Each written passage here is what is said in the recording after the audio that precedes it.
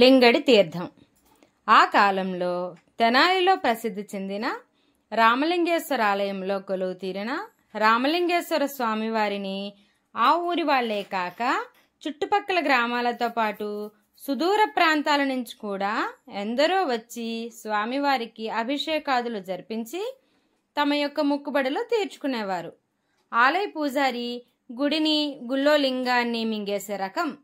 ఆలయ గర్భగుడిలో శివలింగం సన్నిధిలో మాత్రం దీపప్రమిద ఉంచి ఆలయం అంతా చీకటిగా ఉంచేవాడు.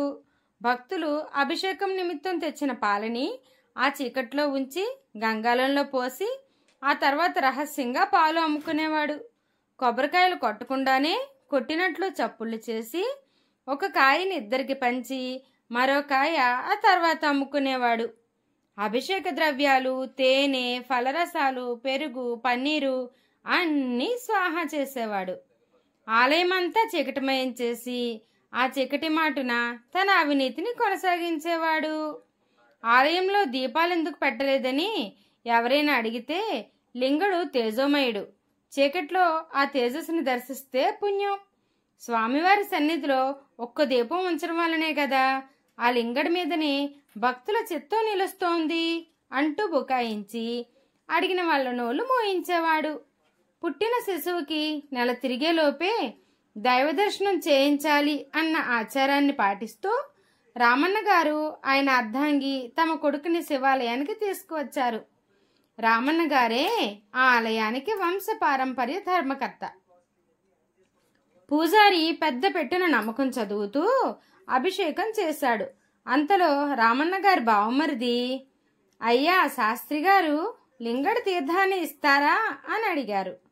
ఇదిగో వచ్చే వచ్చే అంటూ శంకరశాస్త్రి అభిషేక తీర్థం పాత్రతో హడావిడిగా వచ్చి అలవాటు ప్రకారం అకాల మృత్యుహరణం, సర్వవ్యాధి నివారణం, సమస్త పాపక్షయకరం శ్రీరామలింగేశ్వర స్వామి పాదతీర్థం పావనం శుభం అంటూ మంత్రాన్ని చదువుతూ పాత్రలో ఉద్దరణ కోసం వెతుక్కోసాగాడు.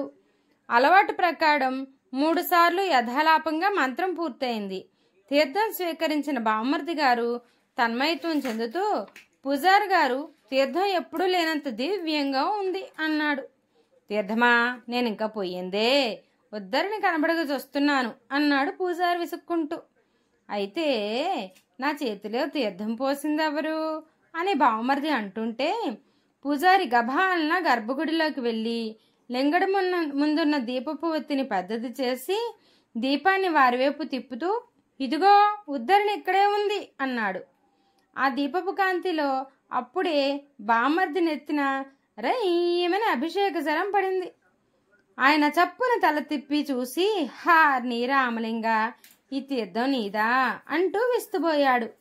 తల్లి పొత్తులలో ఉన్న నలబిడ్డ రామలింగడు బద్ధకంగా ఒళ్ళు విరుచుకుంటూ మళ్ళీ రయ్యమంటూ మూత్రం విసర్జించాడు.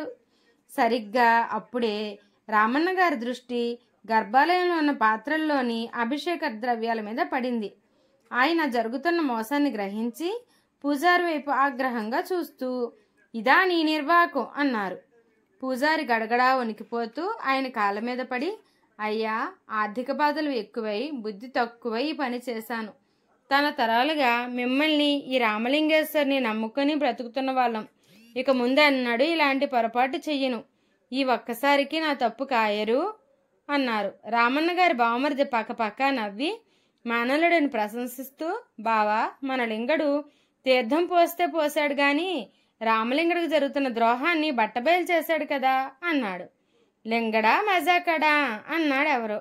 అంతే, అన్నవాళ్ళ నెత్తిన అభిషేక వర్షం కురిపించాడు లింగడు. అందరూ పక్కపక్క నవ్వారు.